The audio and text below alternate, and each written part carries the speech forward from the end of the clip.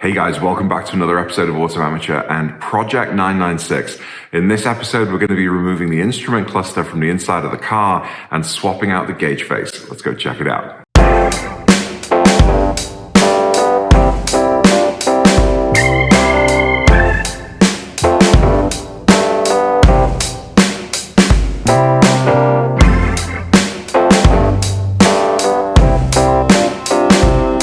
So if you watch my channel, you guys know that I like to make mods to my car. And with my 991, I swapped out the black factory gauge face in the instrument cluster, the Tach face, for a red version to go with other red accents in the car. And I really liked how that looked. So for the project car here, the 996, now that the exterior coat is blue and the seat belts are blue to match, I want just one or two more things inside to tie in with the color scheme. And it's a black interior, so my color choices they're not limited, but with black and blue, I'm going for blue. So I've got a blue Tach face that I've created myself, and I actually sell them on autoamateur.com with a professional design and printing manufacturer here in the Twin Cities. You can actually buy them yourself. I know a lot of you already got them and showed me photos of the jobs you've done.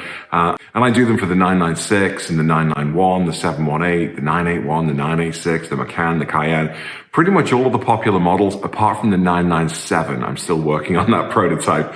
That one's a little trickier. But today, yes, let's get straight to it. I'm going to be taking out the instrument cluster first, show you how it works.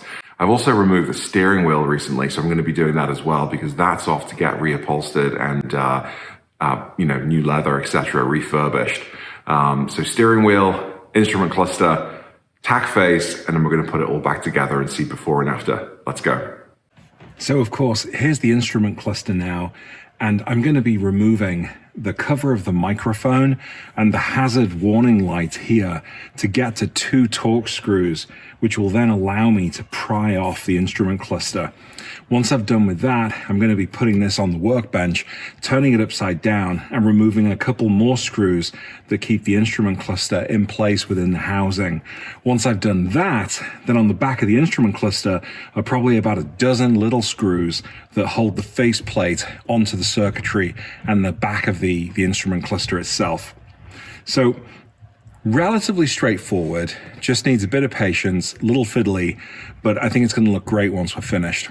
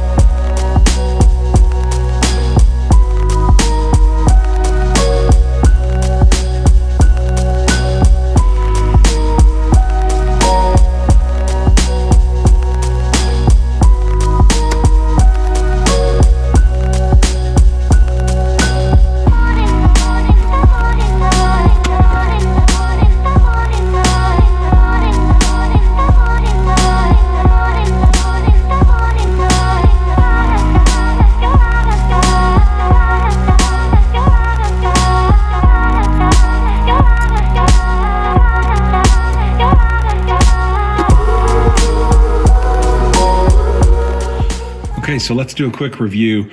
Here are the two screw mounts, T20 screws, and then there are 1, 2, 3 wiring harnesses that clip into place in the back of the instrument cluster, and it's just a question of pushing down and then pulling the black clips up.